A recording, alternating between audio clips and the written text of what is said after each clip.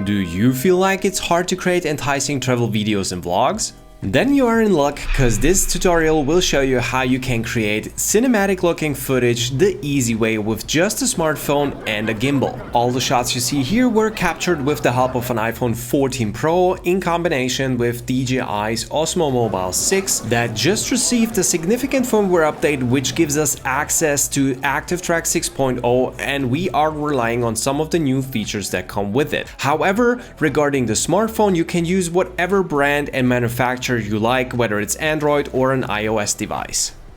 What up guys, my name is Eddie Bear and welcome back to yet another episode.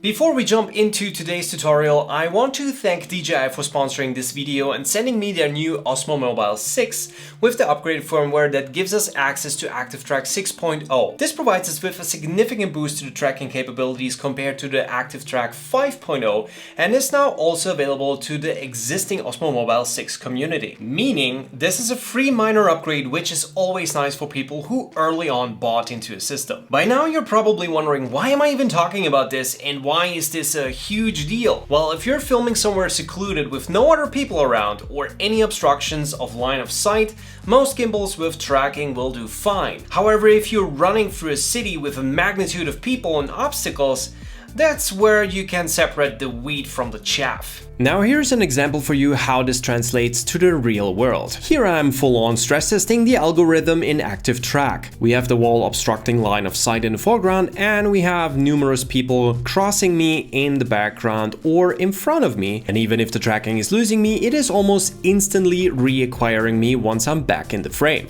5.0 on the other hand wasn't this agile, so that's why it's so amazing that 6.0 is a free upgrade to all existing customers. Before we jump into the filming techniques, we need to cover some basics on how to operate the Osmo Mobile 6, so you know which settings you need for the individual shot and how to control them. First and foremost, choosing the right orientation. Depending on the platform you're shooting your content for, you either have to shoot in landscape or in portrait mode. In order to switch between the two, hit the switch button twice. If you want to switch back, hit it twice again. The DJI Osmo Mobile 6 has 4 different shooting modes. The first and most important mode is called follow mode.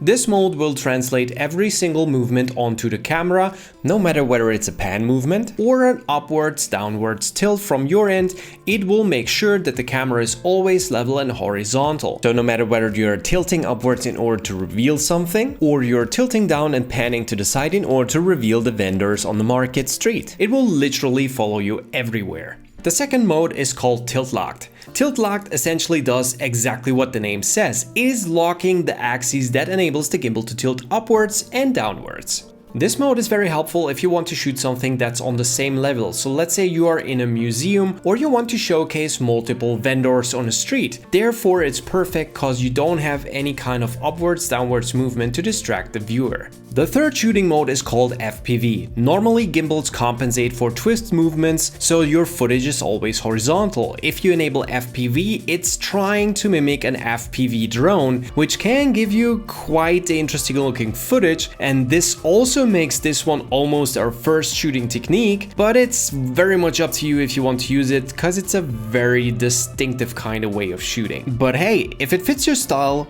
go for it. The fourth shooting mode is Spinshot, but we will cover that in depth later in the video, so moving on. The trigger has 2 important features. If you tap it once, you can start and stop ActiveTrack. If ActiveTrack is stopped and you hit it twice, you will recenter the gimbal. Last but not least, let's talk about another important control element, which is the side wheel. The side wheel enables you to zoom in and out while filming, and if you tap it, you can switch between zooming and focus pulling, so you can even rack focus while filming. But be aware you can only do one at a time, so if you are switching between the two, it will re-engage into automatic. So if you switch from focus pulling to zooming, it will automatically focus on the subject. And that brings us to our first filming technique. Use ActiveTrack in order to be tracked in a big crowd. So make sure that the tracking is engaged on you before you start walking. And even if someone passes through the line of sight, it doesn't matter, the gimbal keeps tracking you, because in this case, it simply recognizes you. And even if it's losing you because the field of view is obstructed, the moment you re-enter the frame, it will smoothly re-engage in tracking and will center you in the image. This way you can make make your audience feel like they're part of the crowd instead of just being dropped into it. One of my all-time favorite tracking shots is tracking an object and orbiting around them. You will get the best results if you keep the same distance to the object you're tracking as you walk along. The good thing is you don't need to concentrate on keeping the object in frame because the auto track is doing that for you, so you can concentrate on the distance to the object while you're walking. And just to be clear, you can also do this with people, not only objects. You've seen this one in the beginning and it's perfect to show landmarks in all their glory. It's a hyperlapse combined with active track. This especially works great with giant landmarks, and the more you can walk around them or towards them, the better the effect will be. In order to record this way, first select Hyperlapse within the Mimo app. Now you need to select the object you want to track. You either have to draw a box around it or you hit the trigger button on the Osmo Mobile 6. Once the object is being tracked, just hit record and start walking. Number 4, the good old Spinshot. I've been teaching you this technique from day one because it's one of the most impressive ones you can take whenever you encounter a long hallway or an alley. Once again, in this one, we are using active track in order to make our lives easier. First, make sure you have spin mode enabled on your gimbal. Now push the joystick all the way to the left and wait until the phone is rotated all the way to the left so we have the longest possible spin range available to us. Now start tracking the head of your talent and give them a signal to start walking. Once you both start walking, start the recording, and once you reach a steady pace, push the joystick to the right in order to start the spinning motion. Continue to do so until you see the gimbal arm. Next up, number 5, the Dynazoom. This one will give you Hitchcock movie-like vertigo effects, so you're walking away from the talent while you're zooming in at the same time. This effect is enhanced if you're using something like a long hallway or a bunch of pillars which elongate the space behind the talent. Creating this effect is super easy. Select Dynazoom in the Mimo app, hit the trigger in order to track your subject, and hit record.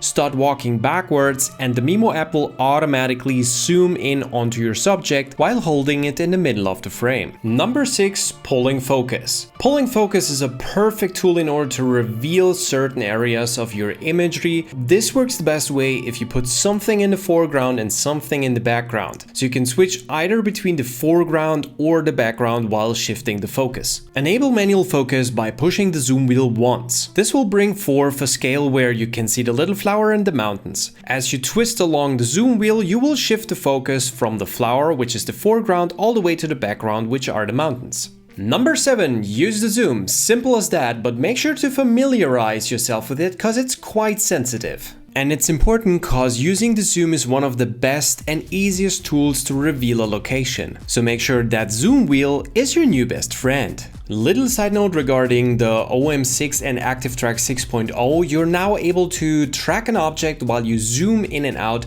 This was previously not possible. Number 8, using the extension rod. It may not seem much, but that little difference in length can make a huge difference in terms of perspective. You can either get an elevated point of view or you can go all the way down into the mud without getting your hands actually dirty. And sometimes it can even help you to get through narrow spaces you normally wouldn't film through. Number 9, time lapses. They are a very powerful tool if you want to give your audience the feeling that a lot of time has passed. They work the best way if you have something static in the foreground and something that moves fast like a lot of people or clouds. See? Creating enticing content for travel videos or vlogs isn't so difficult if you know how. In the past, I already did a few videos where I covered how to shoot cinematic videos, so if you'd like to learn more, I will link them for you. By the way, if you think I missed a move or two, let me know in the comments and maybe I'll include it in my next tutorial. If you liked today's video, make sure to hit the like button, and if you don't, leave me a comment. With that said, thank you for watching and I'll see you in the next one.